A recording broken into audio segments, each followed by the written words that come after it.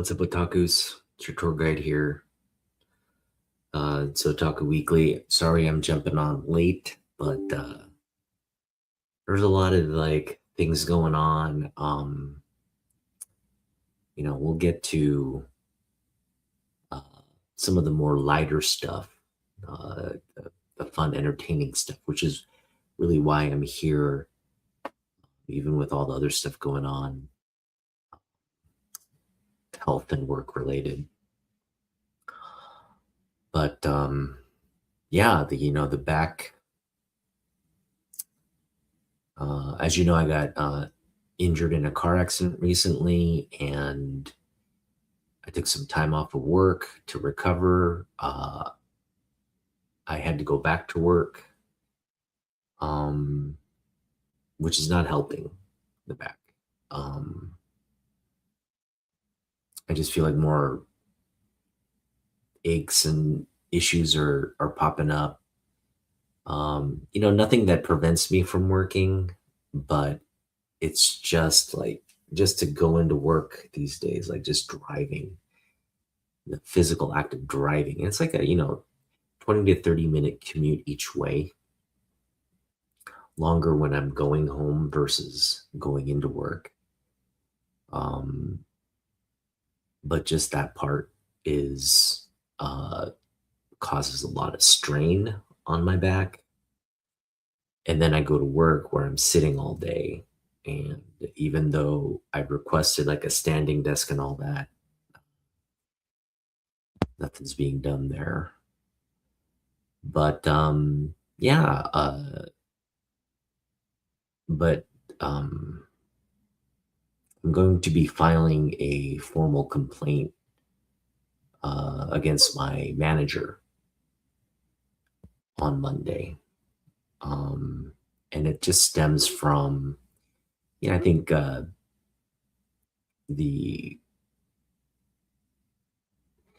it's one thing like a manager that secretly is wanting to see you fail, but acting like he has your best interest in mind. That's currently what I'm dealing with. And things came to a head today when he accused me of something that I didn't do. We're fully realizing the full conversation, the full situation. He just came out and verbally attacked me. So I just feel like it's a hostile work environment. He was not being fair because the person he should have reprimanded and was actually guilty of the things he was accusing me of was in the very next room and on the same call, which he was listening in on, by the way. But he didn't say anything to her. He didn't even bring up the issue. She left without even knowing that anything was wrong. So I was with all the issues and everything, I just really want to not work at this branch under his management. There were previous incidents that I didn't bring to HR that felt that were targeted at me. And these are statements. Again, I work in an institution where everything is recorded. So they have recordings of these engagements. My colleagues can kind of corroborate as well. But yeah, he just was making really inappropriate comments about our clients and then intimating, making veiled intimations about my family, specifically my wife, that, were just kind of passed off as jokes. I was kind of, all my colleagues there were kind of laughing along. But, again, it seemed like it was a veil attack at me. And I was like laughing along, but very uncomfortable at the same time. Kind of felt like I was being forced to laugh along. But it didn't end there. He brought up the exact same conversation, the exact same incident, like a week later, where I was within earshot, but he was kind of having a conversation with my colleagues, just bringing the whole incident up again. And yeah, things like that just aren't cool. And as I brought this to the attention of a director with the very, uh, real intention of wanting to just get out of the situation, just requesting a transfer move to a different uh, branch. Um, she was like, "Why don't we all sit down and talk about it?" Blah blah blah. And then at that point, I realized, no, she's not going to do anything about it. So I basically told her, "Hey, look, you're not. I feel uncomfortable having this conversation with him, and if you don't do anything, I'm going to, go directly to HR." And she provided me the HR, contact, and now we've scheduled a call, um, and I let my legal representation know that this is taking place. But this all happened kind of just today, in real time today, and I again, I'm here wanting to talk about comics and all that, and now I'm just dealing with all this other really just nonsensical stress and issues at work, which is just I don't want to be dealing with it, but at the same time, like, you know, it, yeah, it's a hostile work environment. I don't feel comfortable um, working in the current environment, so I'm gonna, you know, bring it all to HR and request um, that they investigate and uh, basically just request the simple fix is just to move me. But if they can't do that, then I'll let them go through their rigmarole uh, of investigating the issue. I mean, I don't care what they find. I know I will stand by my version of the story, and I have other. Uh, Again, they have recordings of everything. Uh, the manager's on these recordings again, berating our clients, just making inappropriate comments, and then of course accusing me of things I didn't do, and not um, having the same kind of reprimand for the people that should have been reprimanded. So it's a nightmare of a situation for him, but it's one I felt like I had to do because again, dude has lost all my trust. I don't feel comfortable. I don't feel professionally supported. Blah blah blah. All this stuff. Like he's just uh, really turned out to be a sort of a nightmare of a manager while pretending to have my best interests. So it's good that I figured this out sooner than later. And again, I'm not going to let him impact my professional career at this organization. And, obviously, I need to kind of maybe start looking at other options for work. It's always a tough time in this current environment, but,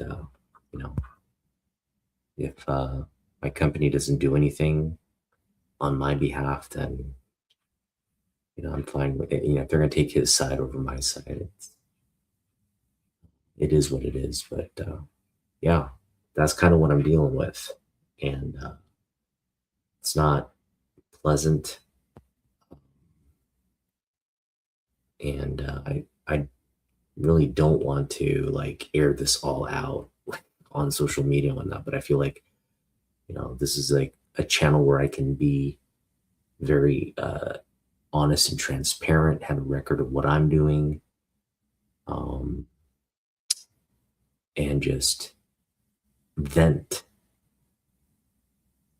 vent, and um, this channel's always been for me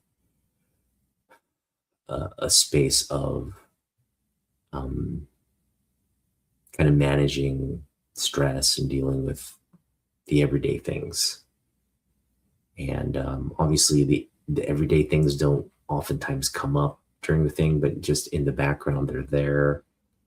There's a lot of pressures on me, um, you know, things I deal with in my personal relationship, things I deal with at work, things I deal with, um,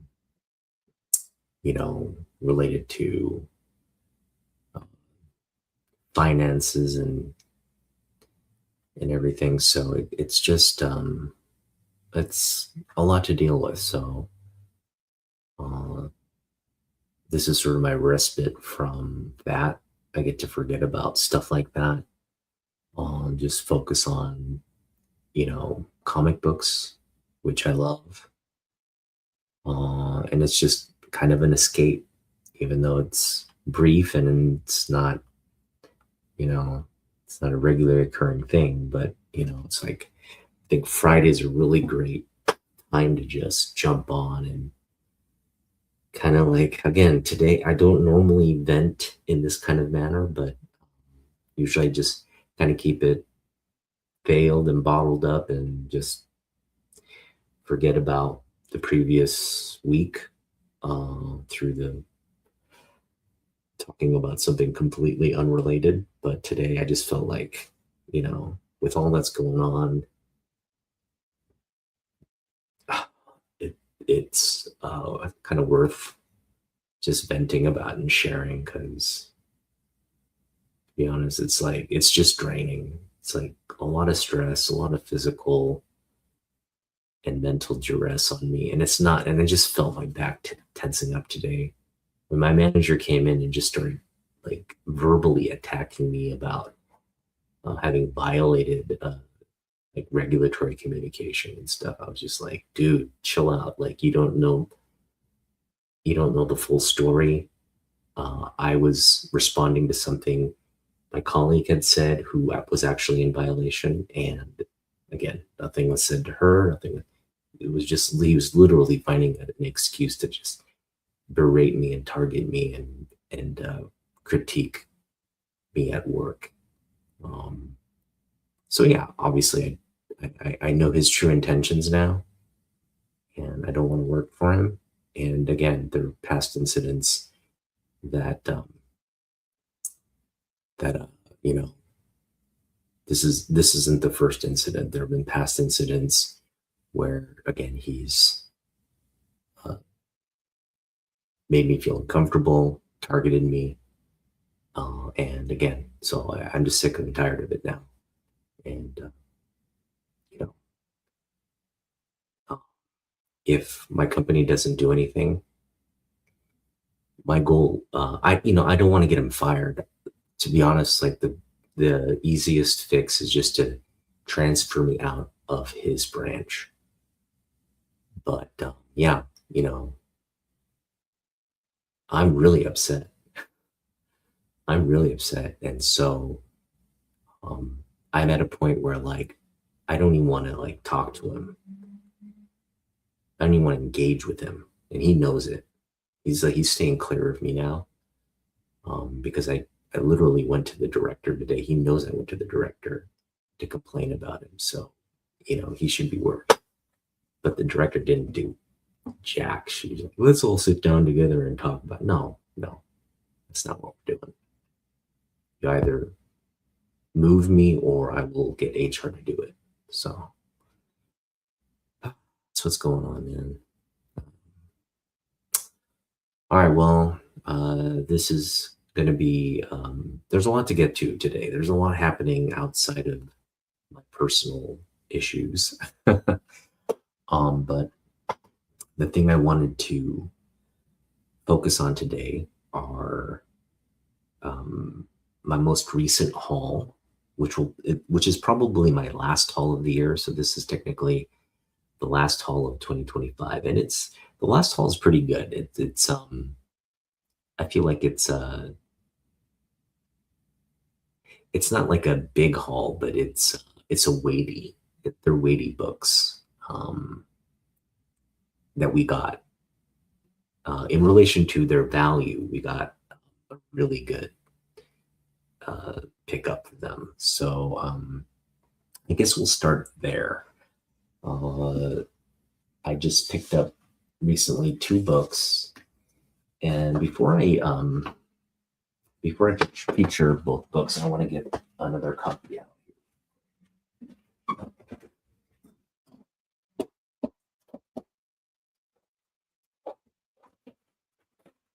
So I currently have a copy. This is my uh, existing copy. I got this, I want to say I got this like almost 2 years ago, maybe. Yeah, I want to say about 2 years ago. That feels about right. And it was part of a trade I made with, trying to remember his name right now. Um, he's somebody in the community. Uh, he's, I think he's Mongolian. He's one of, he's been, I think, somebody who I actively engaged with on my channel for a while. But then when I kind of had to recreate my Instagram, hey, what's up, Damien? How you doing? Thanks for joining. So this book, again, it was part of a trade with a guy who we were kind of engaged with each other's channels. He always was putting up books for sale or trade. So I did purchase some books off him, and then we did make a couple of trades. This, and again, I have to go back and watch the video. There's a video of it, but I don't recall exactly what I gave him.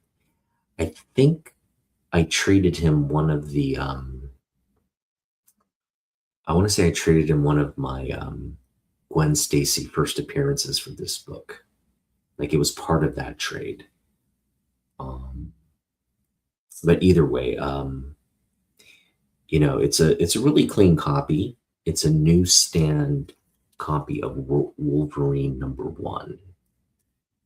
And obviously he did a lot of work on this book. So the front of the book looks really clean. Corners are a little dull.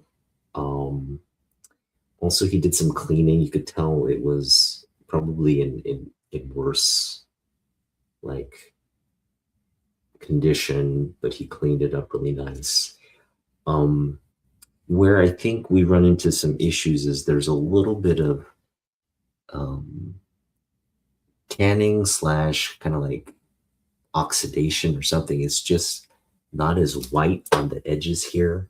And I know you probably can't see it.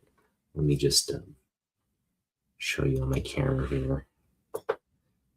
So if you look, you can see it right there. You can see the areas in question. Just around the edges, it's just not as white as you would like it. But again, this is like my copy of a newsstand Wolverine 1.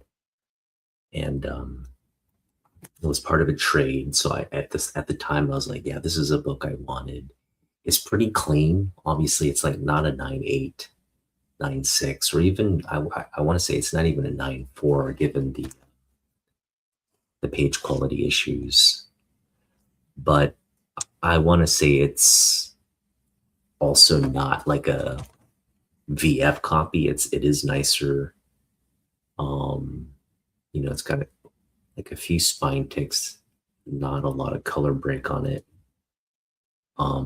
Everything else is, there's no real issues outside of just some like minor wear on the corner there. But overall, I would put the grade around a 9.0. It's kind of my favorite. And then, of course, off-white pages. Yeah. Some of it's just light. I guess you could say light tanning around the white areas of the book. So this was my existing copy heading into, I guess, the last last week because I picked up these two new books last weekend, and I'm sharing them with you now. So I picked up two books, and we paid 15. No, we paid 16.50 total, and we with tax. So whatever 16.50, that's probably like $1.65 tax included. So it's like 18 something. We paid 18 for these two books. And the first book we picked up, I'm just gonna share my screen again, I guess. The first book we picked up this was $3.50. Now this is, I think the cover price on this is like $10 or $9.99 or something. It's an 100-page 80th anniversary Joker comic. And that's weird to think about. That's weird to say that the Joker is as old as as like Batman and Superman, right? It's like he's kind of there at the start of well, yeah, let's just put it this way. He's got probably the longest villain legacy in comic books. I don't know a villain that has a longer legacy than the Joker. 80 years is big. It's a long time, right? But yeah, we picked this up for $3.50, which is less than, again, half the cover price.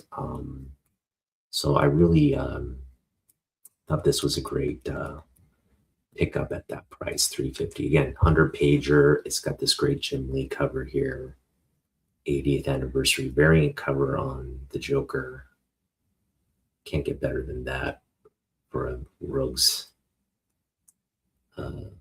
Gallery, Batman Rogues Gallery cover with the Joker kind of leading the and then we have Joker in that sort of the more traditional sort of purple, purple suit there. So yeah, that was a great pickup for $3.50. The other book we picked up, and this was, again, I thought a really, really great price. This was at Half Price Books for $13, and I don't know why they had it priced at 13. Because it's a bigger book, and I'll just do a kind of a side-by-side comparison. As you can see, this is a lot more vivid. The spine is really, really clean. Corners are actually like sharper on this one. And again, if you compare the back, you do see the difference in color. This one, the one I showed initially, kind of off in terms of its color. This one is a lot wider, a lot cleaner. So this is a much cleaner copy here. The one I picked up for $13. And again, we just couldn't leave it there at that price. So I said, you know what? I'm just going to pick up these two books. Paid about $18 total for this. This one is definitely 9.8 worthy on a black cover. I mean, this is like, oh, actually not, it does have a little spine tick there. So maybe not a 9.8, but grade worthy. It's going to be like a 9.6, maybe, who knows? I don't know. Now that I see that little spine tick there, I'm just like, all right. So maybe it's a 9.4, but it's a beautiful copy. Again, it was, compared to this one, it's much higher quality. I'd put this one at a near mint. Well, that spine tick, it's there. It's funny how the camera like kind of, because when you're looking at it, it didn't seem, yeah, when I'm looking at it, it doesn't seem like it's that big of an issue, but when it's under the sort of the magnification of the camera, you realize, wow, that's, I still think I would still put it in the nine, the near mint category. Um, Again, all other areas of the book really look really, really nice. And it's, again, it's vivid compared to this one. This one probably has like the better spine, but there is a little bit of a roll there. And again, just the discoloration on the back. This one was pressed and cleaned. Again, with the press and clean, this one might actually be, because I don't think this was pressed at all. So the press and clean, who knows? It could look really good, but does kind of break color there, and not by a lot, but it does break color. And it is stress right there, so I think it could be improved a little bit, but overall, yeah, it's a high grade copy. So really pleased with the pickup. Now I have two of these. And as I berated this copy, this is the one I do intend to sell or trade. Jim Lee variant, yes. Thank you, Damien. I tried to stay consistent. But yeah, this copy is available for sale or trade. So if you're looking for a newsstand, high grade newsstand copy, boy, there's another, like, these like spine ticks are just popping up. Is it the, I hope it's not the, no, I think those were there. It's just, again, it doesn't break color.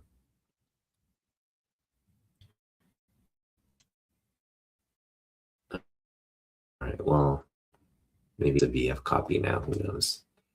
But yeah, this one's available for sale or trade. And that's the other thing. I ran into my good friend Dave during this this outing to Half Price Books, and he and I are gonna get together and do a trade soon. We kind of caught up. He's picked up a lot of good stuff. He's always on the hunt. I know he's busy right now, so I did send him a message for us to connect and trade. He hasn't responded yet, so we'll see. We'll see what happens there. But it was good to reconnect with him, and we kind of were just like, boy, it's been so long that he was kind of like, yeah, I didn't know if you're still around, and I kind of said the same thing to him. I think it's like, I didn't know if you were maybe fallen out of comic books or something, and we just both confirmed no. We just hadn't had a face to face at our normal stomping ground. It's probably more due to my schedule than his schedule, but was anyway. Hoping to do a trade with him soon.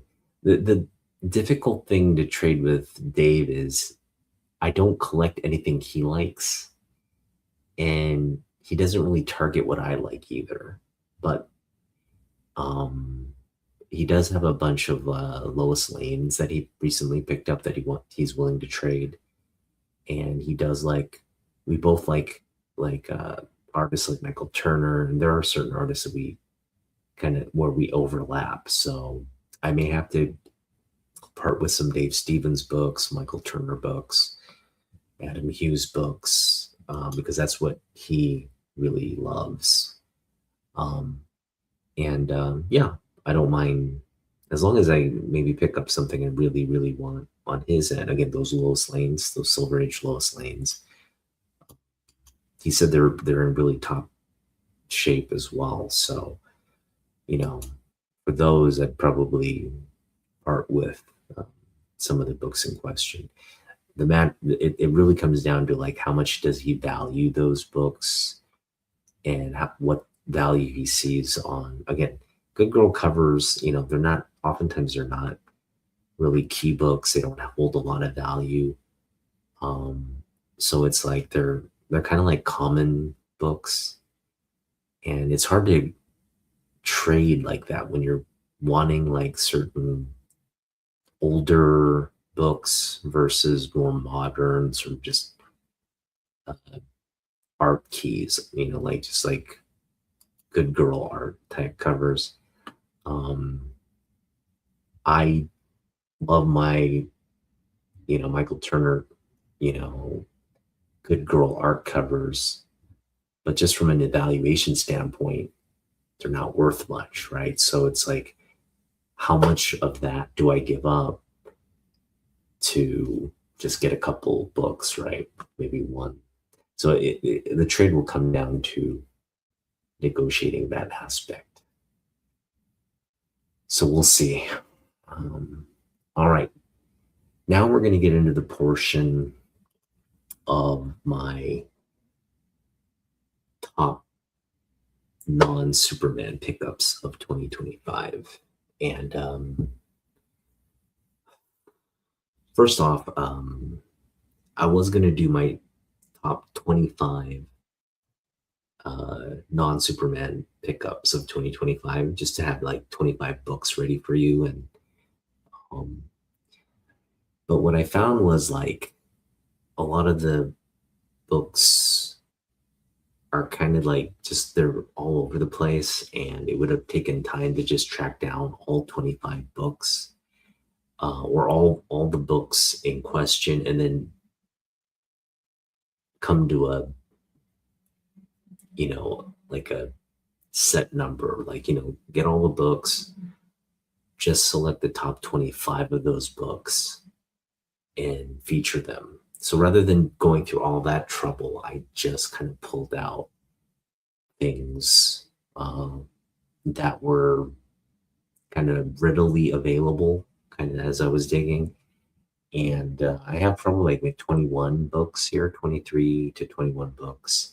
So very close to 25, not quite 25. But I definitely have the top ones here.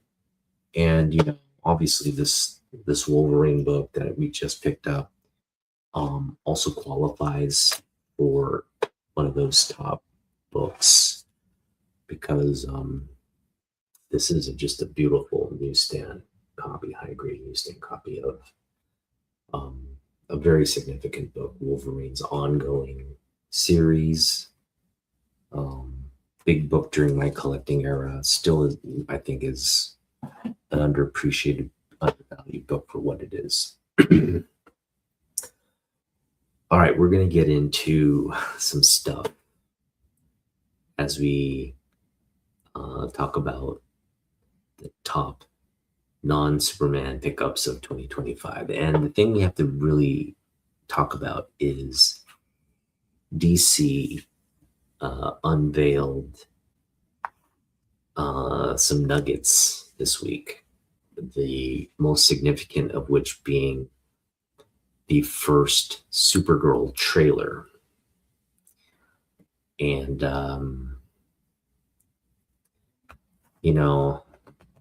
I had the fortune of reading Woman of Tomorrow by Tom King. I want to say I read it like about a year ago, sometime last year. And I checked it out from the library. It was a great read. It was a good comic book. I really feel like they were consistent with the character, but building a really compelling character profile on who Supergirl was, putting her in this more, she's trying to get justice for this young girl, while at the same time just dealing with the trauma of being the lone survivor of, well, not the lone, but one of the lone survivors of Krypton, her cousin Kal-El, though, and her have very different. Um, you know, Kal-El doesn't have any recollection. He was raised by a loving adoptive family, whereas Kara was a teenager when she watched her entire planet get destroyed, and then her sort of uh, enclave, immediate family, and enclave of community members. They survived. Again, I'm referring to the comic book from her origin. You know, her father, uh, I think his name is Zor-El. Um, he was able to like shield part of the planet, and they kind of jettisoned off and survived in space. But then um, their part of Krypton became radioactive, and everybody started dying off. And then Zor-El, jettisoned her off to join her cousin on Earth as the last, you know, as the last two survivors of Krypton. And the Tom King version of this, the graphic novel, or no, so I think it's a 4 or 6 part series. I read in the graphic novel format, of course, but he takes that origin and really just kind of drives home the fact that, hey, look, she was presented at this like happy-go-lucky kind of like go-getting, teenager, there to kind of help Superman, kind of be his like, you know, um, uh, comrade in arms. Their family, she's there to help him. They have the similar powers and all that. Kind of like a companion, like a reunited family member. I did pick up a lot of comics this year. In relation to years past, probably around the same. I definitely spent a lot more last year than this year. But in terms of the number of books, I feel like I picked up very good volume of this year. But one thing I did pick a lot of, Damien, is Superman comic books. I was very focused on picking up Superman, and I picked up a lot of Superman books. So, I really want to see your Superman collection because, I know we've spoken about that is also a focus for you, which I didn't know until I think more recently. I didn't realize you had collected Superman until recently, but knowing how long you've been at this and knowing how long, or how extensive your collection is, I really would love to just see your collection at some point.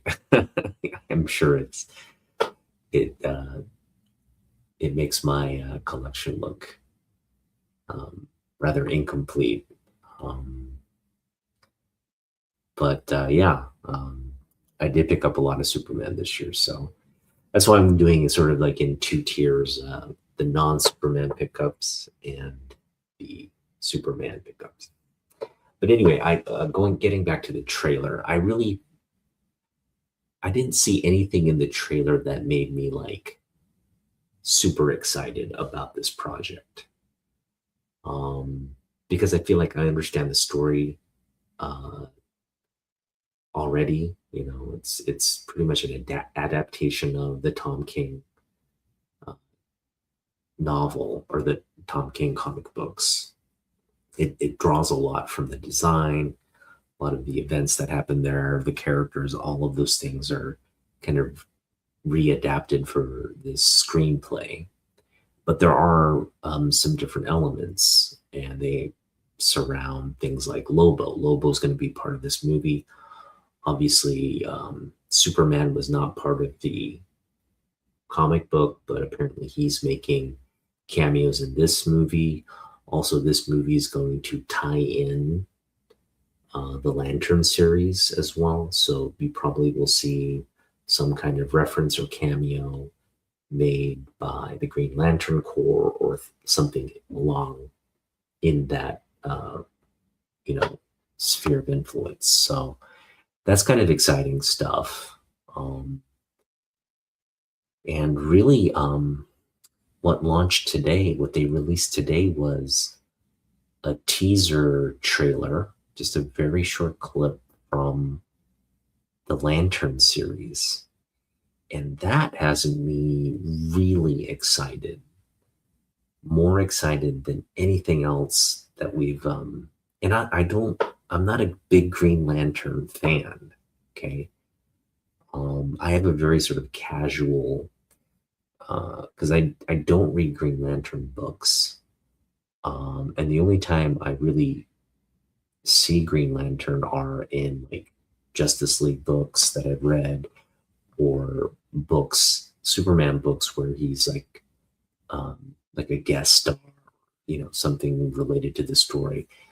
Um, there's just not a lot of Green Lantern based knowledge on my part, which makes it even more intriguing to me. And, I think has me more excited because um, James Gunn seems like again, it's a series, right? So there's a lot, depending on how long the series runs for, it could run for 3 seasons, it could run for two, it could run for just one season. But assuming it's like 3 seasons or longer, that's a lot of, narrative and depth around this universe. And right now, again, John Stewart, it's a John Stewart, Hal Jordan uh, based story. It's kind of like Training Day in the sense that there's a senior guy taking a newer recruit under his wing, and them kind of playing good cop, bad cop, kind of like a partner type uh, story where they're patrolling Earth and solving this mystery, and then just introducing the larger intergalactic world that these two are part of, right? The Green Lantern Corps, um, the Eternals that, or no, what are they called? They're called I forget what they're called. They're the arbiters of who gets to wear the rings and all that. Um, but yeah, it's an opportunity to better understand that universe and better understand uh, Green Lantern characters. The ones again I'm most excited about are like first off the you know the lanterns that are designated Defense of Earth. So we've already got Guy Gardner, we've already got Hal Jordan and John Stewart all set up. So just getting more of these characters, more of their stories and how they relate to other parts of the DCU. It's just going to be fun to watch. But the other exciting thing is the larger Green Lantern Corps, Sinestro, the Sinestro Corps. All of these things are kind of like in play right now. And I'm sure if you're a comic book, like if you are a Green Lantern fan, or if you're just, knee deep into DC, all the stuff that's being presented has you salivating, because I don't even follow Green Lantern, and it has me salivating about what they're proposing, because the Lantern series looks great, and some of the ring design they presented, just the characters they've casted, or the actors they've casted to play, um, all point to like a really thoughtful uh, production that's coming. And so I just wanted to share this copy of Green Lantern 10. I picked this up for 50 cents this year. It's a big key, and again, it's a really nice copy here, near mint copy for this black cover book. But this is the first team appearance of the Sinestro Corps, which, again, there seems to be some buzz around um, who the villain will be at the center of the because again, the timeline, Hal Jordan is a seasoned Lantern veteran and John Stewart is the new guy. And given that arc, we know that Hal Jordan will probably be, it'll be along the timeline where Sinestro's no longer a part of the Green Lantern Corps, but he's become a villain. He's at odds with Jordan. And, Sinestro will probably be at the heart of, well, he'll probably be the antagonist, right? He'll be the antagonist of the series. How they get to that point, it'll probably be revealed much later in the series. Maybe not even, might not even be revealed until after season 1, maybe into season 2 or something. But it's kind of working toward that scenario, right? Sinestro's coming, whether it'll be in the movies or in the series itself. We know he's coming, and we know he will have his own team to kind of combat the Lantern Corps. So that's fun stuff right there. That's like comic book, like it's gonna get every, hey, what's up, Tyler? Thanks for joining, man. It's gonna get every comic book fan. I don't care.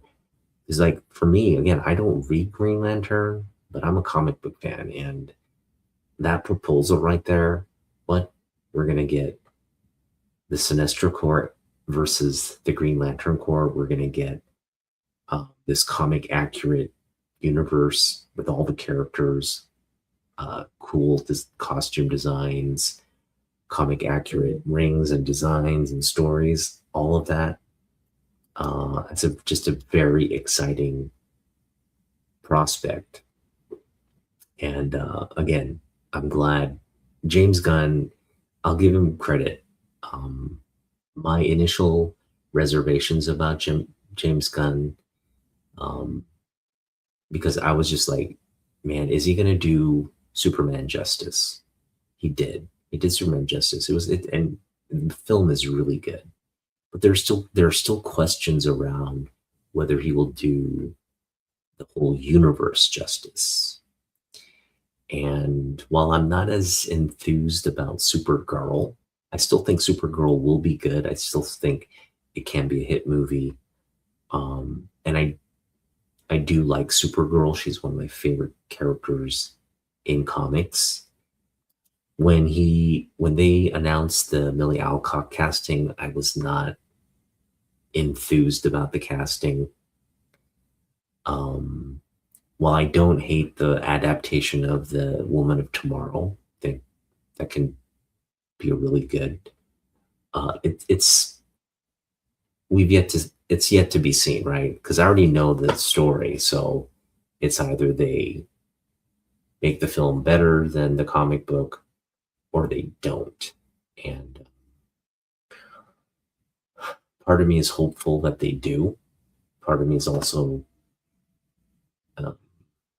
worried that they botch up Supergirl, and that would be almost as tragic as if they had botched up Superman. But they didn't botch up Superman.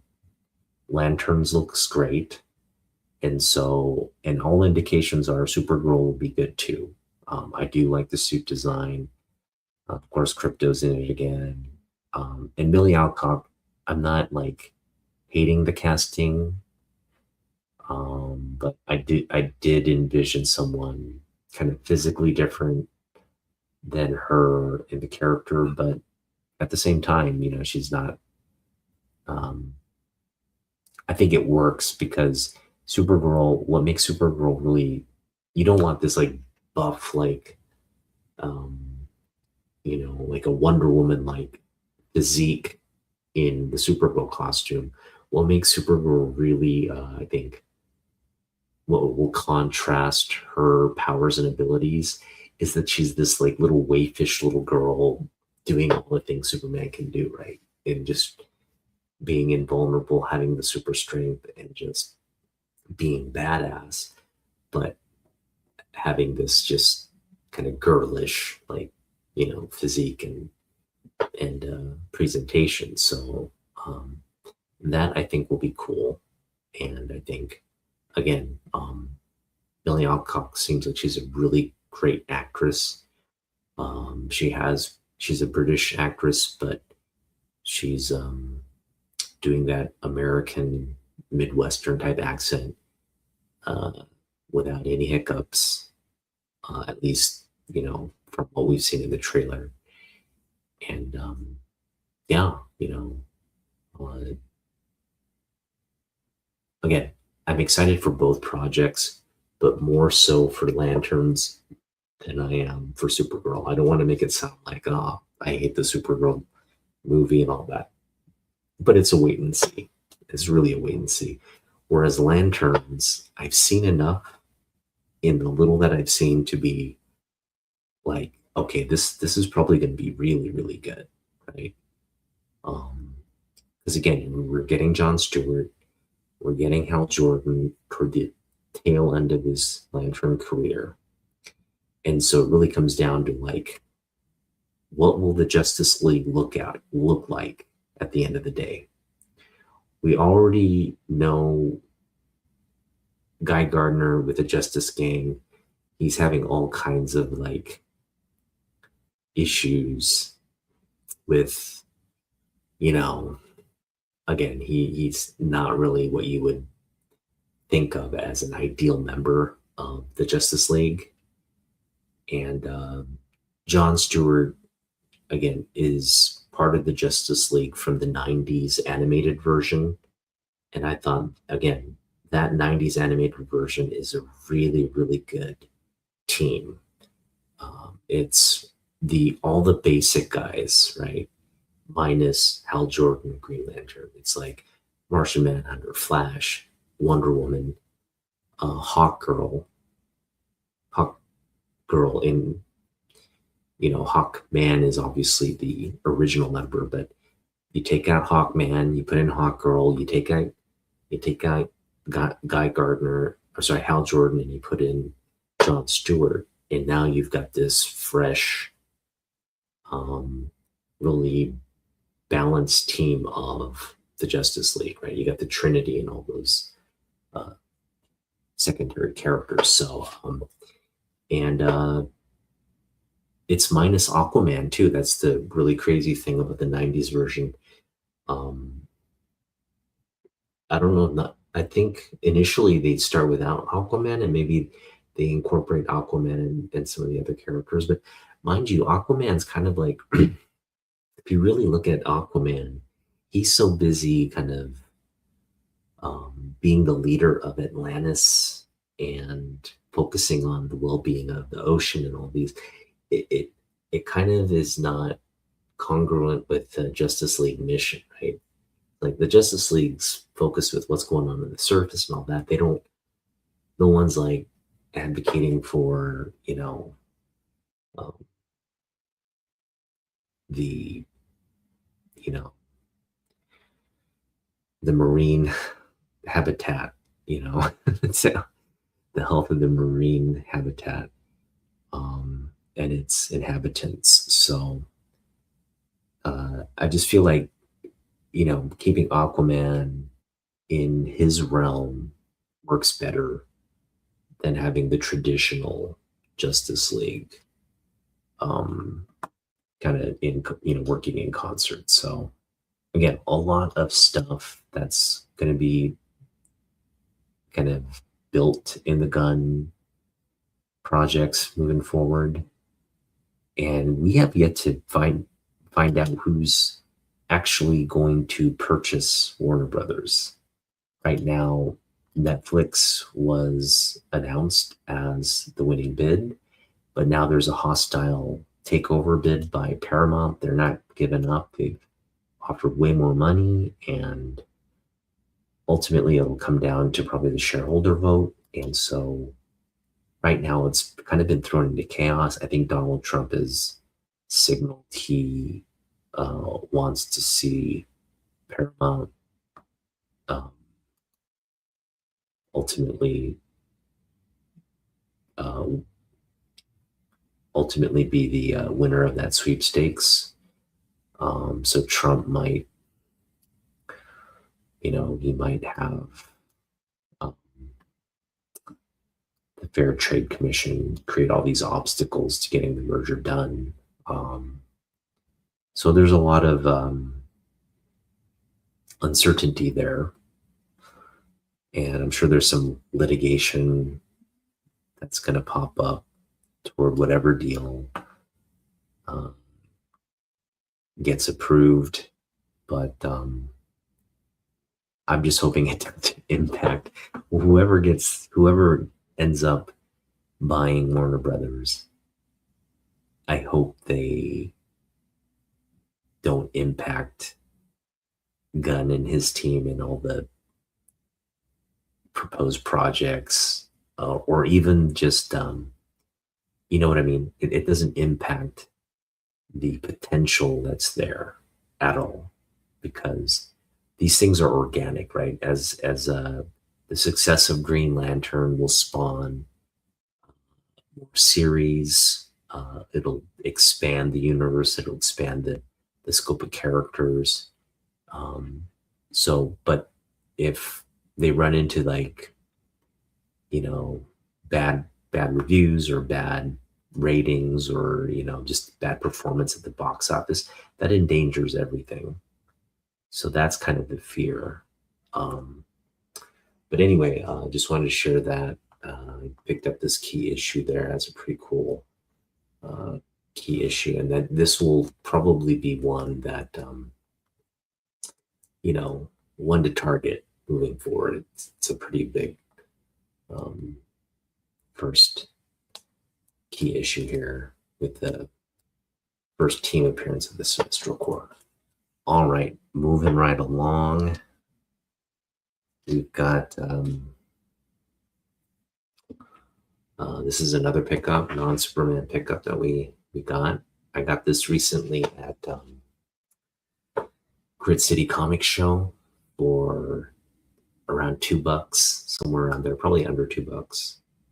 But really clean copy here of She-Hulk 50. Cool John Byrne cover there. Nice. This is a foil cover here from the 90s. It's all about these gimmicks here. The green foil on this black cover. That's just a cool effect there. Again, for $2, couldn't leave this key issue there. Such a great, this run, it really is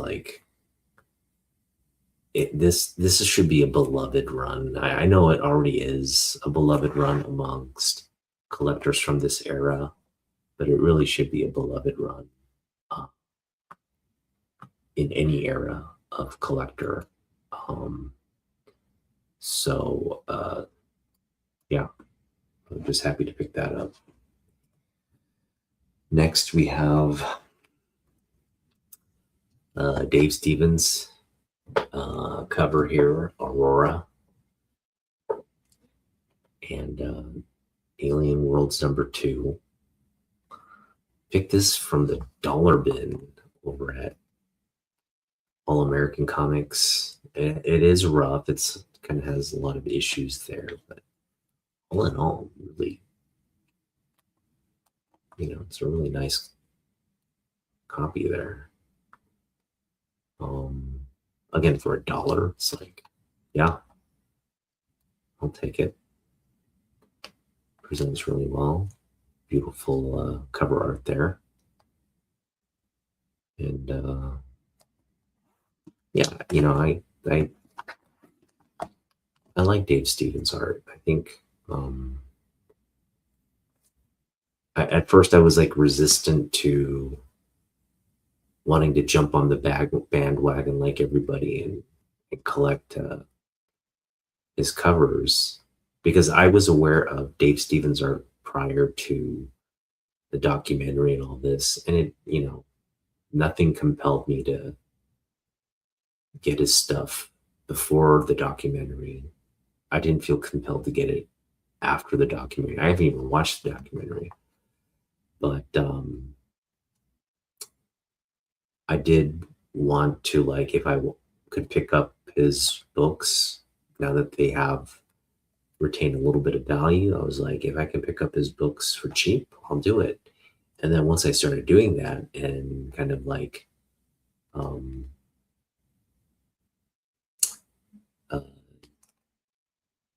looking at the artwork here in on the comic book that's tangible here, it's like right in front of me, and I just realized, yeah, he's an incredibly talented artist, and his stuff is worth picking up. So I'm not like actively looking for his stuff, but again, if we can find a book like this in the dollar bin, that's kind of where I'm at with his pickups. And again, just a beautiful. He knows how to draw the ladies for sure, for sure. All right, and I think that's another. I was resistant to being one of those like good girl artist pickups, right? I didn't want to focus on good girl art and all that, but I've got to admit, a part of me has leaned into that a little bit. Case in point, we have Iron Jaw here. Iron Jaw #1. This is a Neil Adams cover here. We've got Neil Adams, kind of the good girl art in the background there. This one I also picked up for $2. Really clean copy of Iron Jaw #1 from Atlas Comics. I mean, look how clean that is. It's a really high grade copy on what I think is just kind of a must have for, this is a sort of like big book, big independent book outside of like DC Marvel stuff. He was kind of one of the key creators at Atlas as it was getting established. And Atlas is no longer around, but we do have this gift from Neil Adams, the series, the artwork, cover art on this #1 Iron Jaw one. That's just really cool. And so, yeah, like, this kind of this good girl art stuff, I am now wanting to collect more of it. I don't want to say I'm fully like focused on it. I still am, I think, primarily focused on Superman stuff, the artists I collect. But within that, because the artists I collect, it's a large. If I try to collect everything by the artist, that's kind of a large boundary within. I mean, it can get out of hand, right? If you're just trying to collect everything by the artist. But if you're able to define that boundary a little, you know, to a more kind of tighter definition. And again, I think good girl art fits like a pretty tight definition. I think in those instances, um, it might be a good thing to target because I do love the good girl art. I'm just realizing, like, even on a cover like this, like Jim Lee cover, right? You've got all these villains, but then you've got some sexy ladies there. And I just gotta admit, like, that's big appeal of comic book artwork. Historically, it's just been the thing, like, us collectors of why we're kind of drawn to this art to begin with. Hey, what's up, Walborn? Thanks for joining, man. And then, of course, we picked up this Rocketeer, another great Neil Adams cover. And Neil Adams did the interior on this one as well. So it's just one of those special treats where we get cover work and interior. And what's cool about this, it's Neil Adams interior work in 3D. It has the glasses with it. And I picked this up for $2 and just like, how cool is that? I can now read a Neil Adams comic book in 3D. I think this may be the only Neil Adams 3D comic book. But how freaking cool is that to not just enjoy Neil Adams' artwork, but to read one of his comic books in 3D? That is cool. So again, some key Neil Adams pickups that were pretty cool. All right, we're counting down. We're counting down to some of the bigger books here.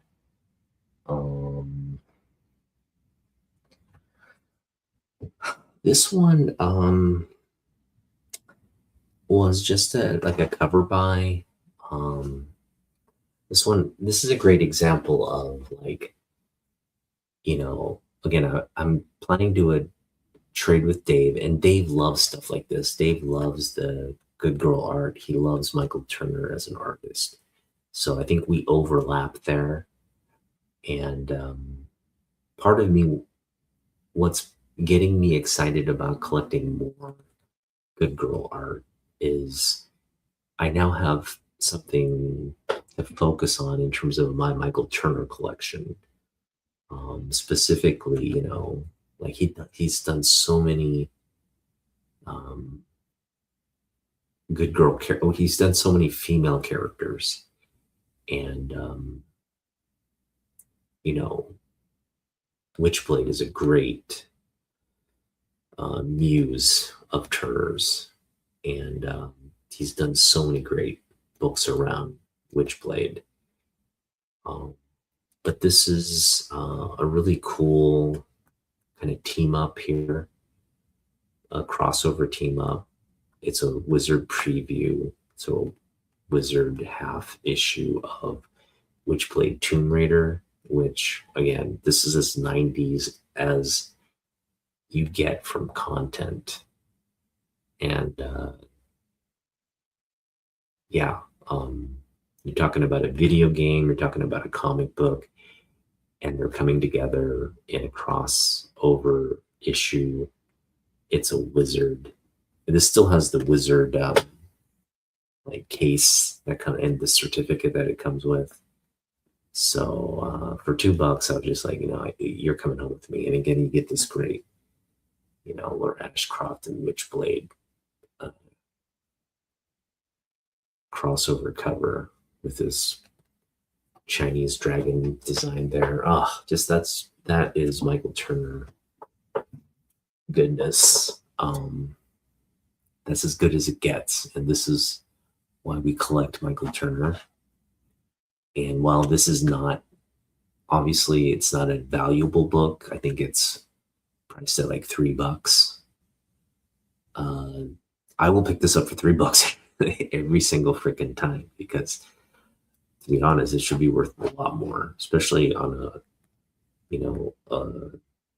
limited Wizard kind of print run here.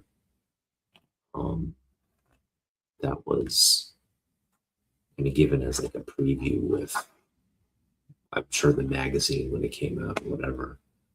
That is just so freaking cool.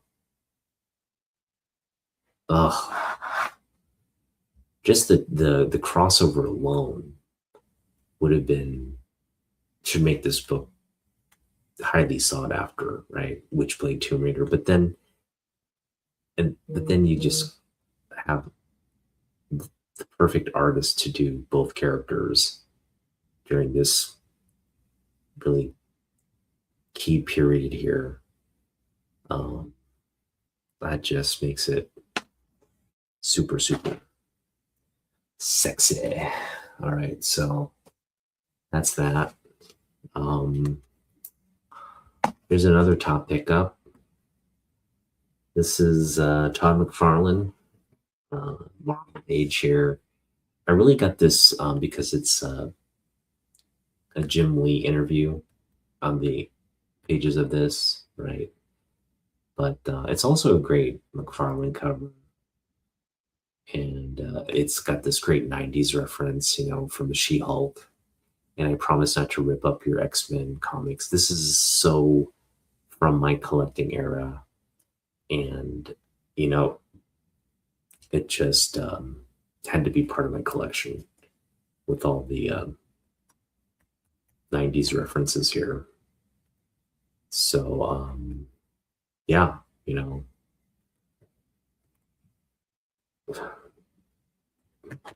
what's not to love about this book? I love Marvel Age, first off. If I could collect Marvel Age, I would. Just don't want to fall down that rabbit hole because of how voluminous it is. But I definitely will pick up kind of like keys like this that remind me of how great this age of collecting was. Literally the Marvel age of collecting, right? The peak of Marvel, I think, in terms of artistic talent, stories, comic books at the time. This is what really drove the 90s boom. People wanting to collect these books.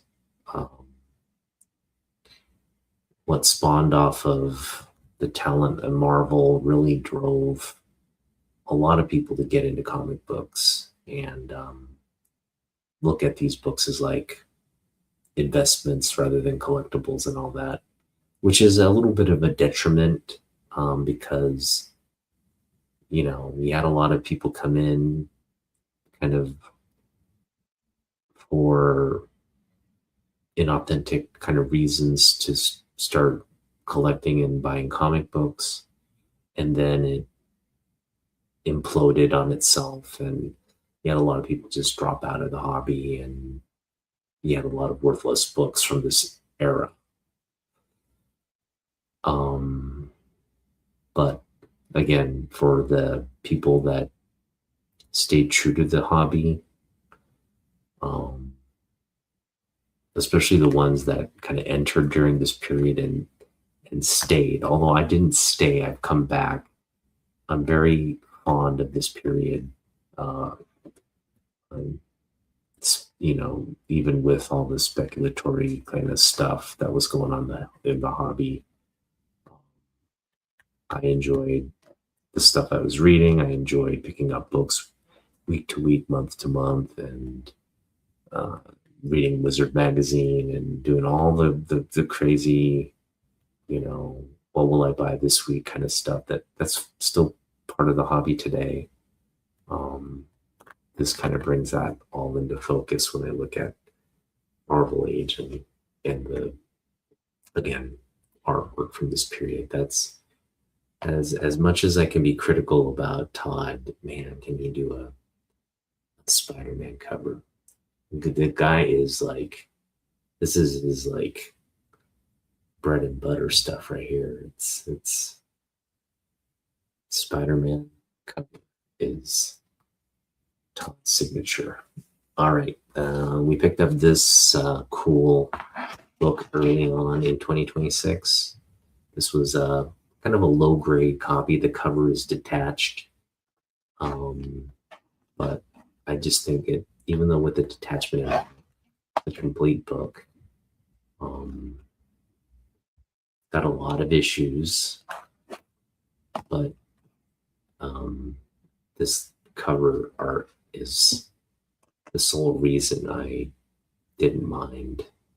And we got this for a really good price. I got picked it up for $20.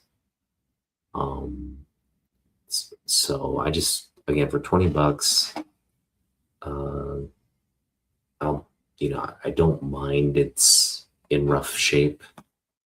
Um, the cover art is what's nicely preserved here and presented. So just love that.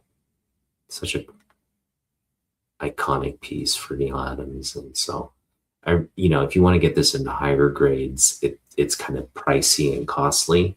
So I just made what I felt made best sense within my budget, what I wanted in the collection. And I'm very happy with this. This is like, I paid $20 for this, but this is just one of those like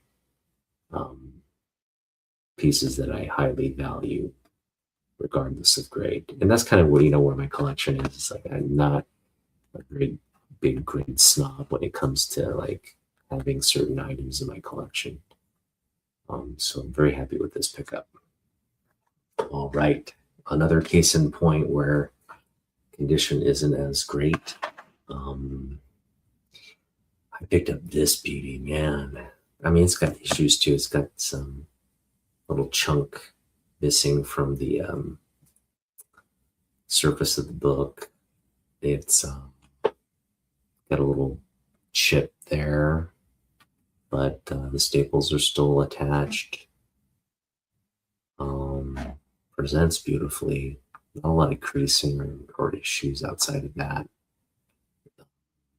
It's a low grade book, but visually it's really appealing. And I picked this up for a quarter, 25 cents over at Jeff's. And oh my goodness, this just, for a quarter, man, this just felt like the pickup of the year. I mean, yeah. I just was on cloud nine when I came up with this for a quarter. 25. I mean, that's just a nickel more than the cover price. So I just like, who cares about the issues, I could really care less about the issues for a quarter. It's like, they've been in rougher shape, but in this condition, man, for 25 cents. Oof, look at that. Nick Cardy. Incredible Nick Cardy cover right there. Absolutely gorgeous. Oof, man. Presenting a lot of fire on this this video here.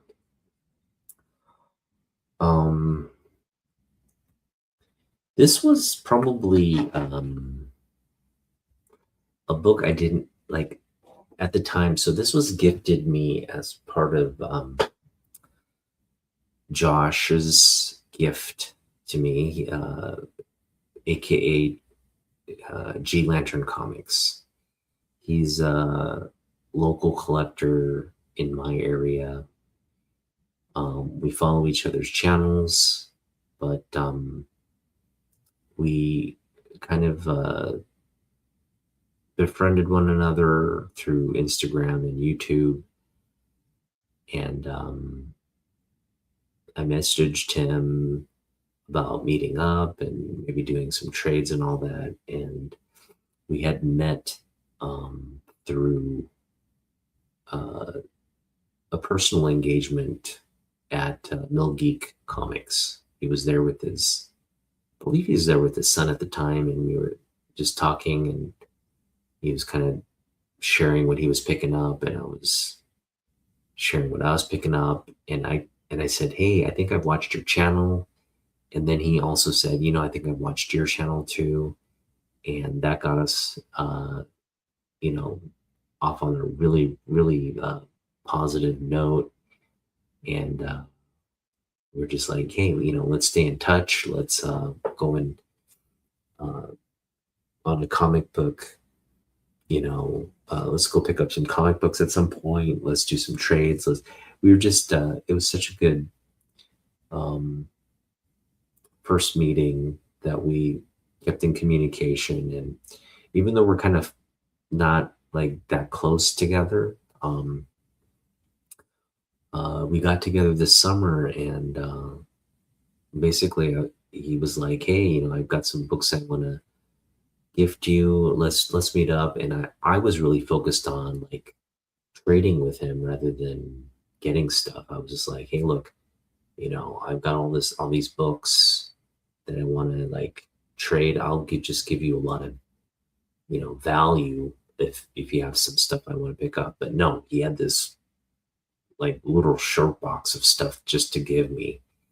And in return, I just gave him stuff that I thought he would like, and books that his son was into, books that I thought he would. And his son is into Superman, which is kind of cool.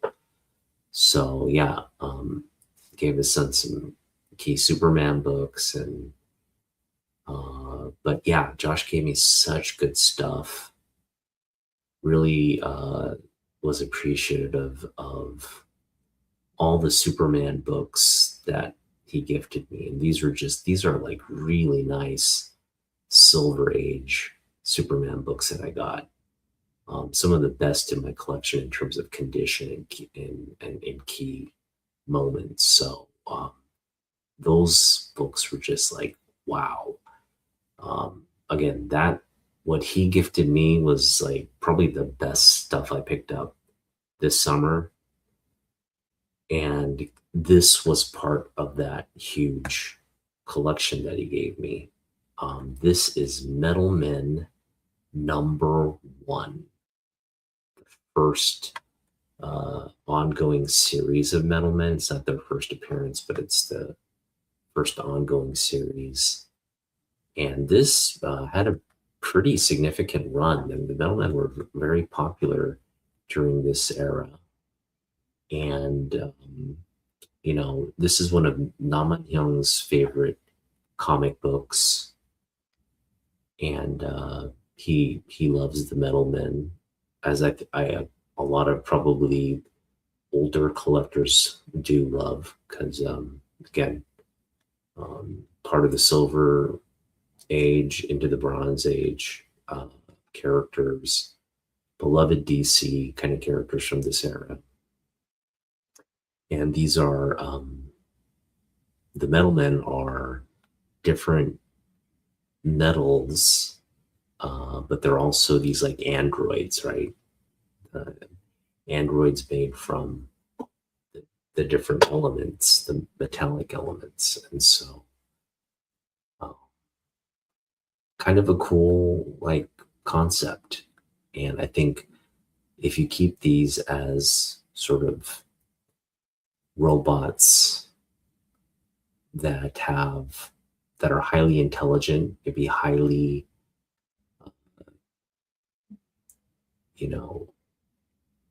highly self-aware, maybe bordering on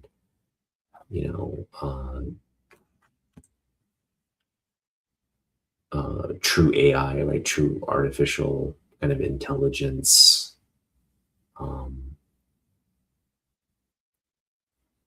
I think there's a lot of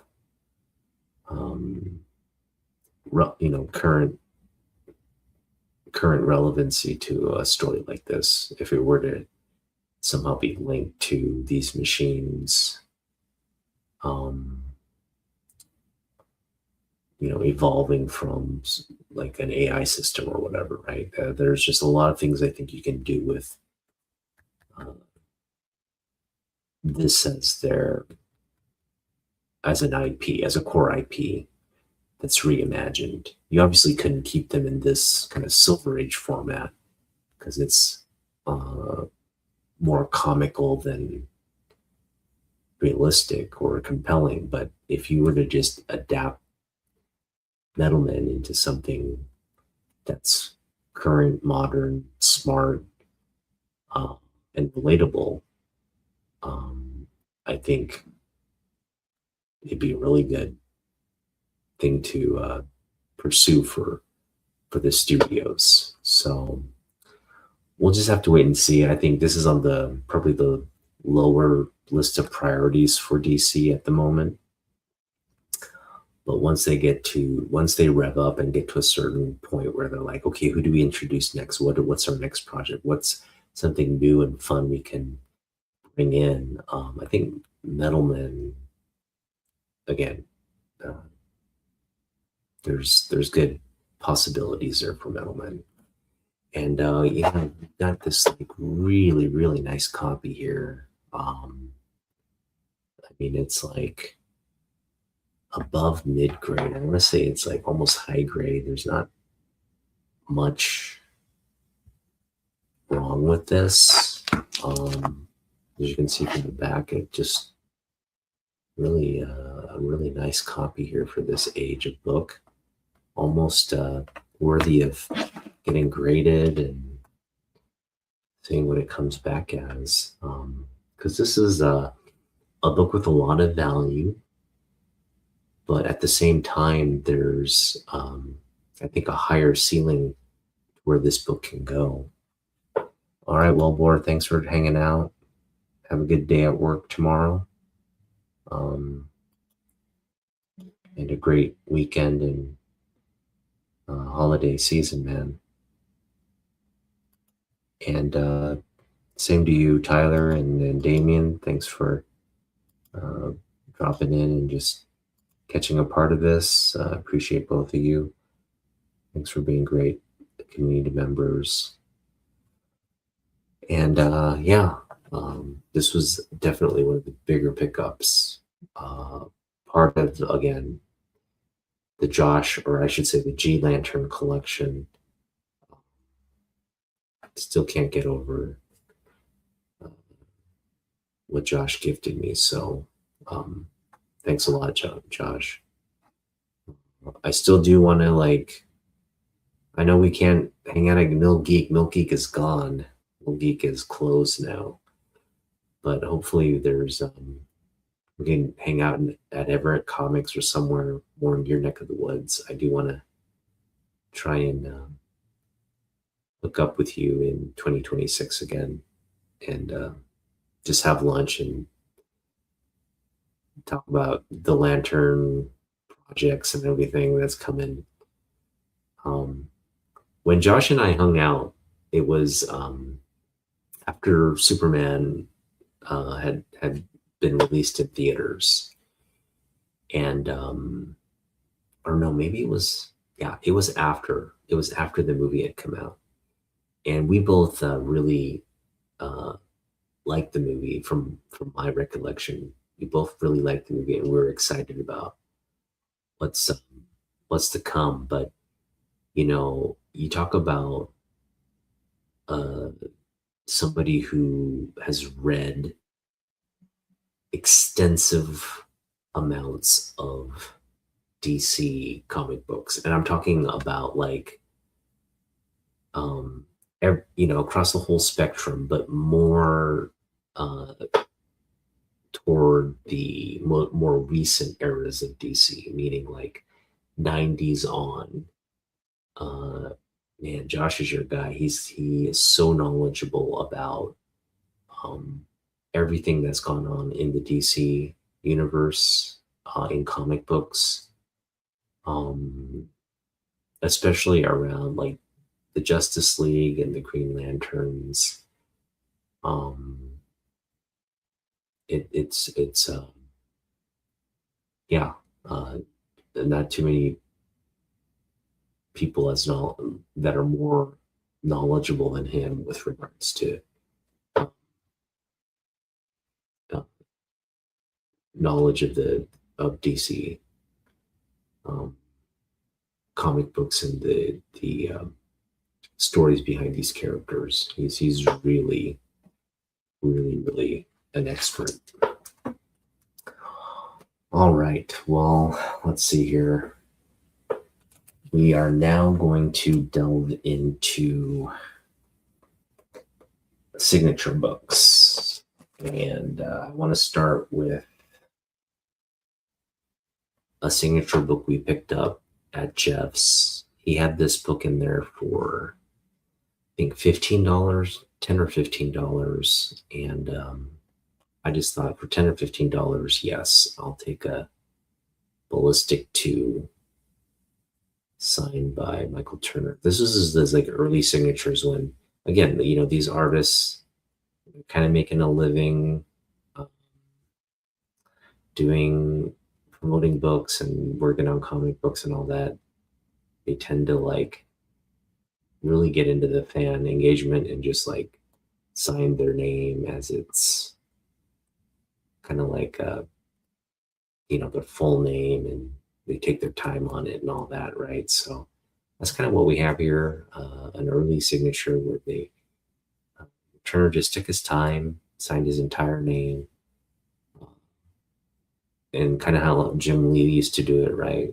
Back in the 90s, they signed their whole name, kind of lifted the pen, and we got this beautiful, like, complete signature there. Yeah. Oh my gosh, that's just beautiful. Signed. All right, so that's our signed copy. This is some of the Jim Lee stuff we picked up. Picked this one up, I think, for like $40, uh, or 45 or $50. Um, Dual signature Ashcan Comics Pro. These two guys came out of the woodworks and just all went back to like, hey, let's sign the book together for this special signed edition, Comics Pro signed edition. I forget what this is like numbered to, but it's limited edition copies. So I know this retains a really high value. I think this Ashcan alone is worth like $50, but then you have the signatures, it's dual signed. They signed it as they're promoting the book as well. So even though it doesn't have a COA attached to it, it definitely is, from the period that the book came out as part of their promotion of Hush 2. And yeah, just a great addition to the collection. Love that. Another full signed book, we have Jim Lee's 90 signature here. And we also have, it's not as distinguishable there, it's Rob Liefeld's signature. So it's all I need is Sam Keith's signature, and we've got all the creators for Darker Image 1. How cool is that? We got the first appearance of Death Blow in this issue. It's a key book. Again, Lee Liefeld double signed Darker Image. This is as 90s as it gets too. I mean, that's at the max. You got Death Blow, and you got Wolfsbane there. Just as 90s as you get right there. All right, moving right along. What's crazy is this part of this was just a really complicated. Hey, what's up, Rad Art and Comics?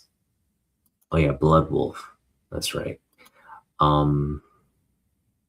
Thanks.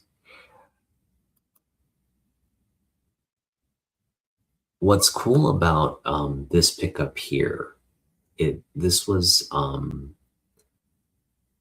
a buyer who was part of the Marvel Age book that I got. I had bought several books from him, and these were the two signature books, and again, that Marvel Age that were the initial books I picked up. And I have this book signed from Comic-Con by Jim Lee, but it was in his modern, like his more recent signature. So it was like, the big kind of single line, big J, kind of like squiggle signature. And we have that signed on a direct edition. And that came back in a 9.6. I had it slabbed. Now, I love that book, but I really kind of wanted the newsstand, and I wanted a 90 signature on this specific book, because this is really his sort of foray. It's what put him on the map and gave him all the opportunities to work on X-Men and make a name for himself. Because prior to this, he was doing Punisher War Journal, Alpha Flight, and he was kind of building a good name for himself there as well. But it wasn't, his big break was definitely on the X-Men, and it led to X-Men #1 and all the accolades around that project. And then it really just kind of was kind of a snowball effect for his career moving forward. So this is a big book. His first work on X-Men. Again, the guy had it for sale with a bunch of 90 signatures. And I initially got 2 of the ones plus the Marvel Age. But there was an issue when he sent it out. I guess he had another order. He got the orders mixed up. So the guy, I ended up getting like a t-shirt and some random stuff. And the other guy ended up getting the comic books. I got some comic books too. I forget. I think it was like it was a t-shirt and like the first appearance of Carnage in like mid-grade condition or whatever. I did not want that package, and so I just reached out to the guy and said, I think something went wrong. I'm gonna send these back to you. And so he was very first off, he apologized, and he's like, I'm gonna do right by you. And we processed the return. The other guy also processed the return of my books. So it was a rather simple process. It just took a couple weeks more of waiting. And during that whole transition, he's like, hey, let me send you some more books. What are you into? And I saw they had 2 more signed books. And I said, you know what? I would really, I don't mind paying you a little bit more, but, I would really like the remaining X-Men books. And he's like, at first he was hesitant. He's like, I can throw in one of the books. I don't want to throw in both of the books. So initially I wanted this book here. This book here, because I didn't have this one signed. I already had this one signed in the 90s. And, but there's a big crease in the copy that I purchased. And so it was kind of, and it wasn't like this true 90 signature. It was kind of this like transitional signature between this and his modern. And it almost looks like, you could almost look at it at like, man, that doesn't really look like a Jim Lee signature. I could see someone saying that, but it is a signature. But this is so much more distinguishable as an actual 90 signature right here.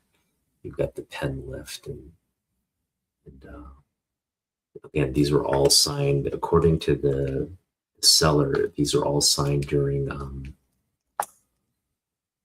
I think an Oakland convention, Comic-Con thing in Oakland in 1991, when these, or 92 or 91, when these books had come out. So again, he's like, hey, I'll send you some extra books. What are you into? And I really just said, hey, I'm into these two books. And he was like, all right, I'll send you one of these books. And he kind of threw this one in. But lo and behold, when I got the books, he ended up throwing this one in as well. And so I was really, really just ecstatic to get, again, these editions, these 90s signature editions to these 90s books. And so I'm just going to kind of show off my X-Men collection here. I've shown this off many a time, but these 4 books are new editions that I picked up this year. But I'm just going to go through the entire sort of run of 90s books that we have here and give you more little context into my Jim Lee 90s signature collection, specifically around the X-Men. So that's what we're going to show off here. So we're going to start with, again, the book I just featured here. We've got his first work on X-Men. And this is a book I picked up a couple years ago. It's a quadruple. I picked this up for $12. I lie to you not. But the seller obviously didn't value a book like this and sold it to me for $12. But we have the Jim Lee 90 signature there. We have Chris Claremont, Scott Williams, and Bob Harris, the editor, on quadruple sign on cover A of X-Men. We have the 90 signature and Stan Lee's 90 signature on, not that Stan Lee is a 90s, it's just Stan Lee's signature on the B cover here. Oh, love that. We got the 90 signature on the C cover, 90 signature on the D cover. We got a 90 signature on the gatefold. This is the better copy. I have another 90 signature that's kind of like just now like trade fodder, I guess. I would be open to selling or trading that one. But that one's got a big crease, and the 90 signature isn't as 90s and nice as this one. Then we've got the 90 signature here on the annual. And then, 90 signature here on darker image, and then also 90 signature on X-Men 2. So far we've have a lot of these 90 signatures here on some of the key X-Men books from Jim's run.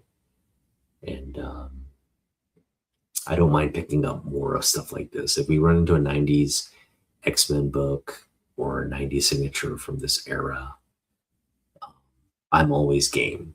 And so we've added just more 90s signature books this year, which was pretty cool. Thanks, Ted.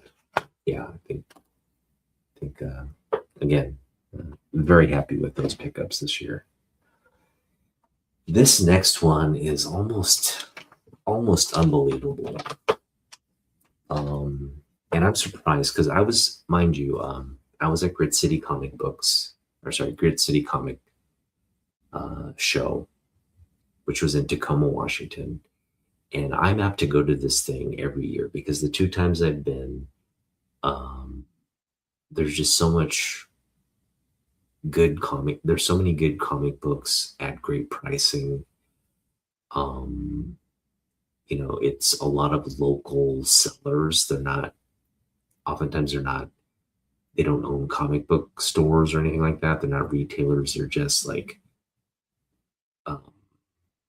sort of the more collector / sellers, or I should say collectors who've become sellers because they just have such a massive collection that they're just I guess doing it, selling for fun or whatever, maybe trying to make money and whatnot.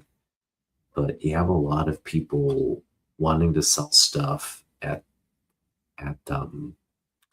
really competitive, good prices. And this guy is case in point. He did not own a shop.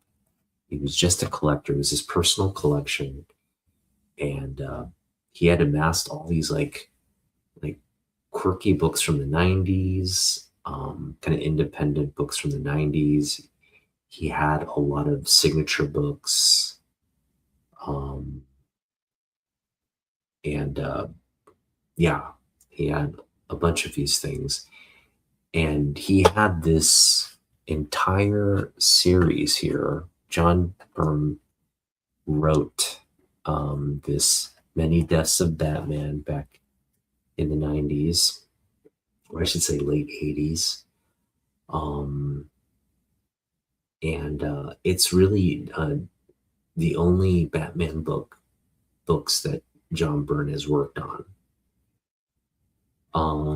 So they're really significant for if you're like a fan of John Byrne, if you collect John Byrne, whether you collect stuff he's written or his artwork. This is kind of a nice showcase of both. He wrote the comic book series here, three-parter, and he also did the covers for the books. And so, yeah, I got these three books here signed by John Byrne. These were $1 each. I wish I could be kidding, but he had it. He just wanted to sell them and gave me a great deal. Um, he had a lot of stuff for $1 in his bins. He had a lot of stuff priced out, but he also had stuff like this where if it didn't have a price, it'd be $1. And I just found these. I'm like, hey, you don't mean to say that these books are $1? And he's like, yeah, those books are $1. And I'm like, but they're signed John Byrne books. He's like, yep, they're $1.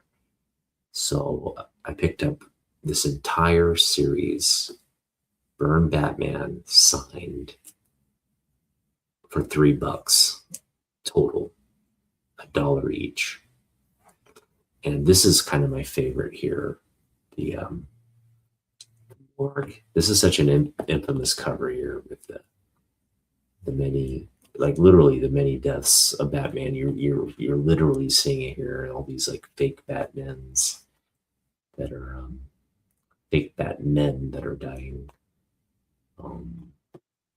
That was just a kind of a jarring image there, but all of this cover art is so good. It's and again, Byrne signatures on all of them. That right there, my goodness, that could have been like the non-Superman book of the year. Definitely kind of qualifies for that. You know, number one non-Superman pickup of the year. But we have something more impressive as the pickup non-Superman pickup of 2026. And I did share this pickup on a recent video outlining the top books by this artist in my collection.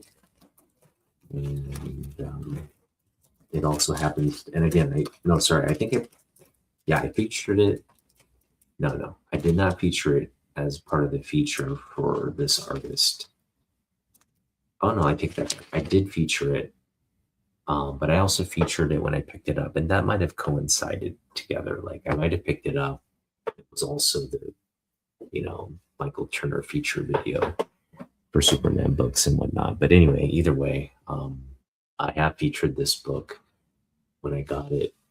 I unboxed it. I featured it. I probably featured it again when I was covering Michael Turner, but I will continue to feature this book because it's quite remarkable what this book is. And if you're a Michael Turner fan, whether you have this specific book,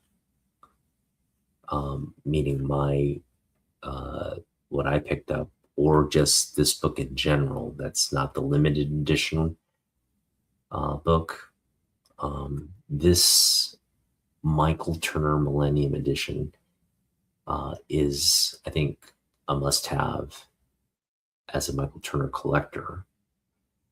But what I have here is even cooler. It's because I have a limited edition copy, which is one of 299. And these limited editions, they all come with this sort of like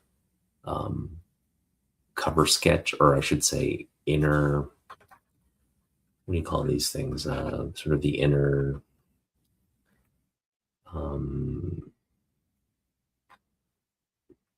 first page insert type, I guess it would be like a forward or introduction art. But these all have different versions of sketches. Not 299 versions. There's, I think a rotation of 5 or 6 versions of this cover sketch, this interior sketch at the beginning of the book. But again, personally signed and numbered by Michael Turner. So again, only 299 of these in existence. Probably less than that, because I don't think he fully got to signing all of the limited edition ones. I think he got close to signing, but fell short of actually signing 299 copies. Because again, he was, during this period, he was battling cancer, and this was released just a few years before his passing. So, but I mean, again, limited edition again, whether you have the limited edition or not, you should have this book. Because, oh my goodness, when I just show you some of the incredible artwork featured, I mean, look at that. You know what I mean? It's just it's a whole hardback volume of like his sketches, his design work. You got Kara right there, like Supergirl. Look at how much freaking goodness is in the pages of this book. It's a wealth of, it literally is a gallery of like some of his best stuff. And some of it's never been, like a lot of the sketches and stuff is like background stuff, like, never published type sketches, right? A lot of this DC stuff is absolutely iconic.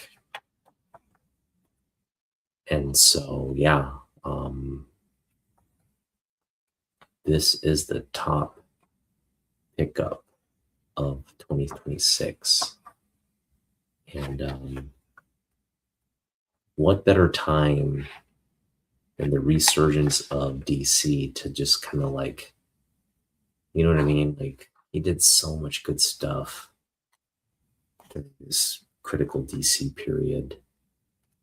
Oh my gosh. I just feel really privileged to own this copy. This is quite literally the best Michael Turner book in my collection, because it's a limited edition. It features so much of his artwork. It's signed and numbered by him. You've got one of the best wizard homages to an artist that I think has ever been done. There's so much just love and appreciation on the presentation of this book, the coming together of this book. And yeah, um, that is it. That is your top pickup of 2026. And this will forever be in my collection. Um, and again, I was able to get this book discounted. The guy had it on sale for $100, and I put in an offer for 50, and he accepted. And now this is mine. Um, yeah, it just it's crazy. It's crazy how um, fortunate I am to have this in my collection. So there you go. Uh, that's a lot of goodness there, but we're not done with the pickups of 2025 because um, I'm going to go through my top 25 Superman pickups. Uh, that will probably be next week's video. I had intended in doing 25 non-Superman pickups, but I just didn't have the bandwidth to like do all the sorting and finding all the books and doing all that. So I just pulled out a bunch of books, especially the top ones. I need what my top ones are going to be. They're kind of in my uh, section of, you know, the, the, the priority books in my collection. Um, Obviously, this one is right there, in terms of like, I keep this accessible because I just want it's, again, one of the key pieces of my collection. And yeah,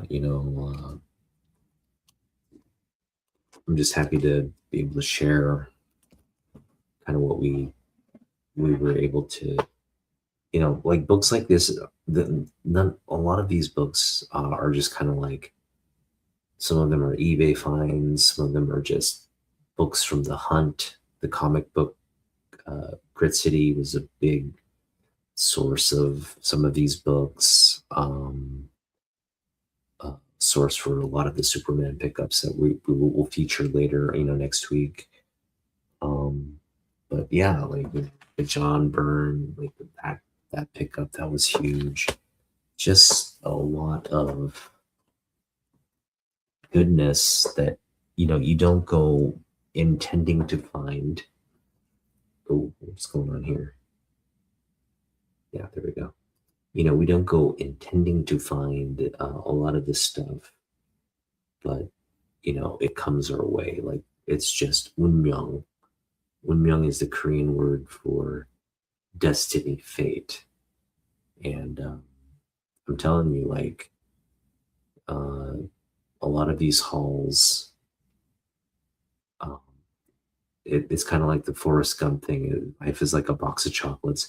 You just never know what you're going to get. Well, comic book hunts are unmyeong, in the sense that you're destined to find the book that you're destined to find and pick up the book you're destined to find. And so you oftentimes don't have any uh, prior knowledge, or, you just run into it, and then boom, it's like you were destined to find the book and get the book. So a lot of these are just exactly that. They're just destined books to be end up in your collection. And some of these are obviously will be part of the collection for the long haul. Others will be maybe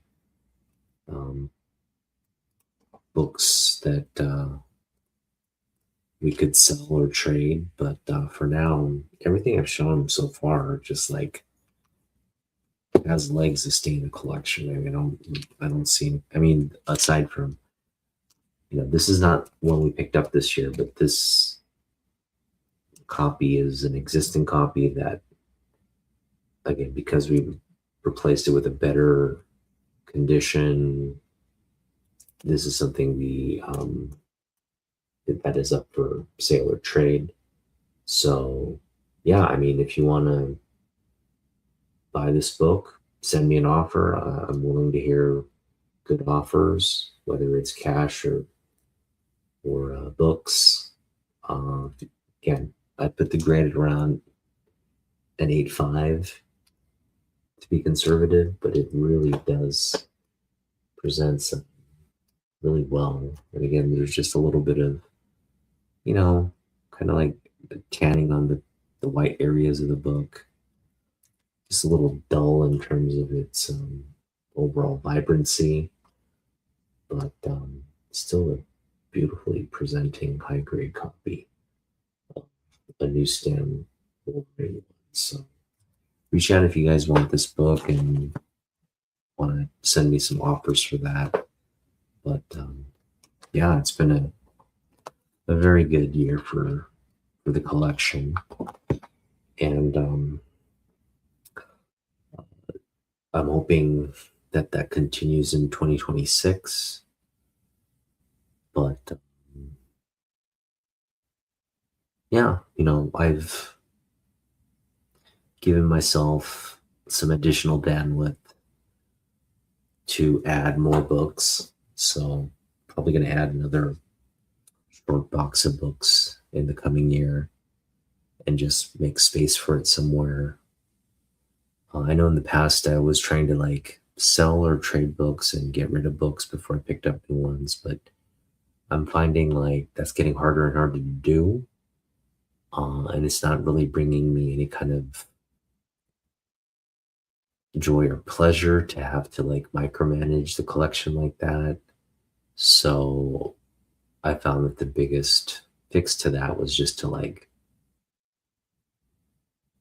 just add the space bandwidth and just pick up books. Obviously we don't want to like indiscriminately pick up books. We still want to be very selective on what we pick up and have kind of a fine-tuned lens or boundary of what we want. But with that being said, like even that boundary of what we want, it's so vast. It's so like unmyeong in terms of like we want these kinds of books and we just don't know where and when or how much we're going to bring them in for, but we have to kind of be open and inclusive to, or I should say,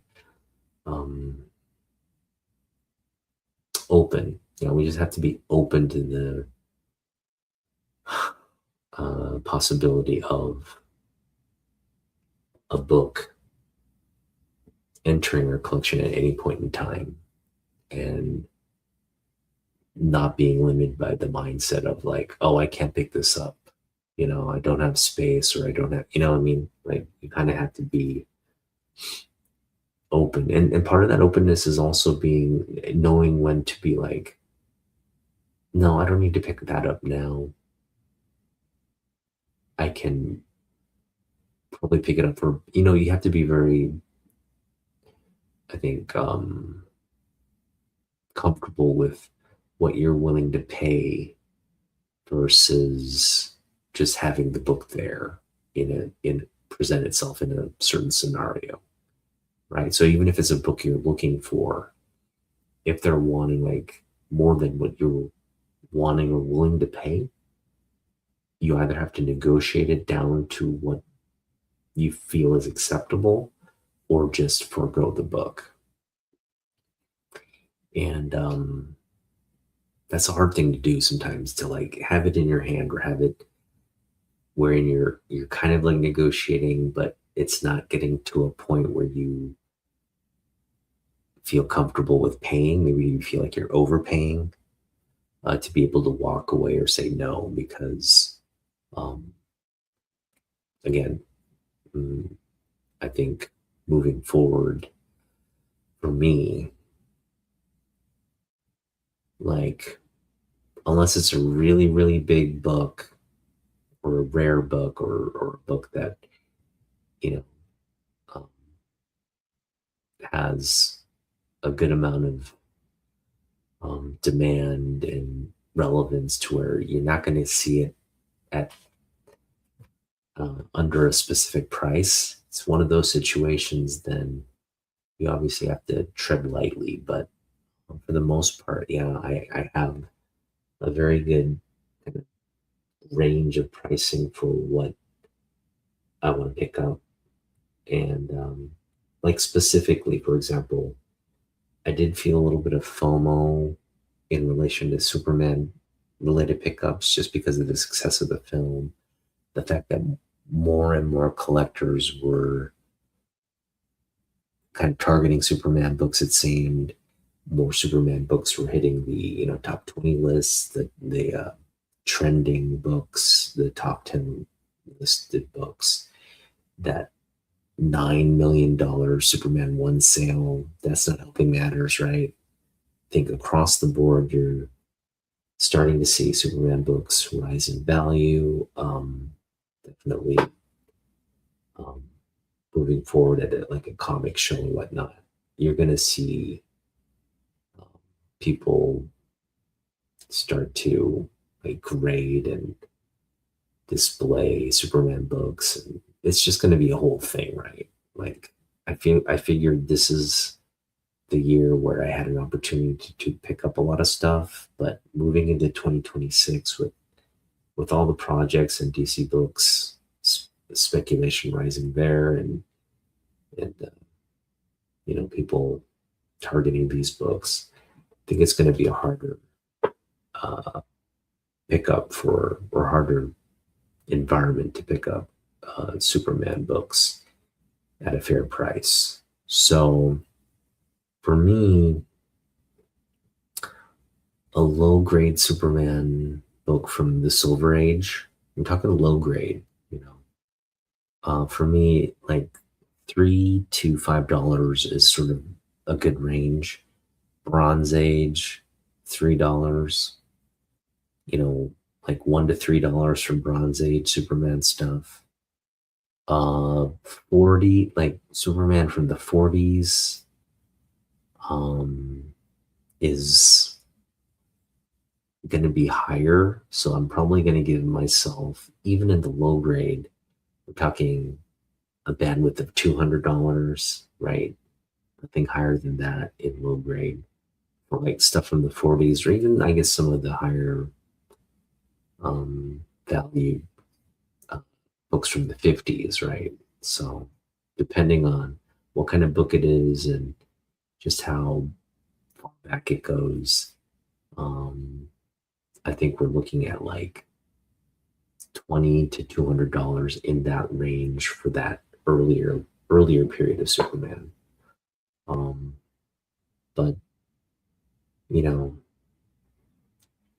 I just don't want to spend thousands of dollars on a Superman book. Um, I just don't feel like, yeah, I just don't feel like it's the right time for that. Um, I mean, I do want nice Superman books. The bigger, the better. The more expensive, the better. The earlier, the better. I want all of that smoke, but um, in terms of what I'm willing to pay for that, I just gotta say, like, it's a case by case basis. But if it's over $200, it better be a damn good book for me to spend like anywhere like 300 or more, 500 or more, maybe even 1,000 or more. I did tell myself, like, if we can get a low grade, well presenting Supergirl one for like $1,000, I would jump all over that. But I just think where we currently are, That book, it's never gonna present itself for that price. Uh, yeah, it's kind of that ship has kind of sailed. Uh, Maybe I would have had an opportunity around the $1,000 range, maybe 3 years ago, uh, or earlier. Like when we first got into comic books, that might have been within the realm of possibility. Even then, it would have been difficult. But now with the DC books trending, that's that just is not within the realm of possibilities. So 2026 will be an interesting year. And again, I'm going to do a whole video on what we're targeting in 2026. We'll get to that. And again, we have a couple more videos to get through before 2026 expires. So I'm just going to head out. I've been on for a while. I'm starting to have headaches and my back's starting to hurt. So I'm just going to kind of sign off for now. And we will be back next week with, again, the top 25 Superman books in the collection. So until then, Otakus, it's your tour guide out. Have a great weekend. We'll see you in the next one. Peace.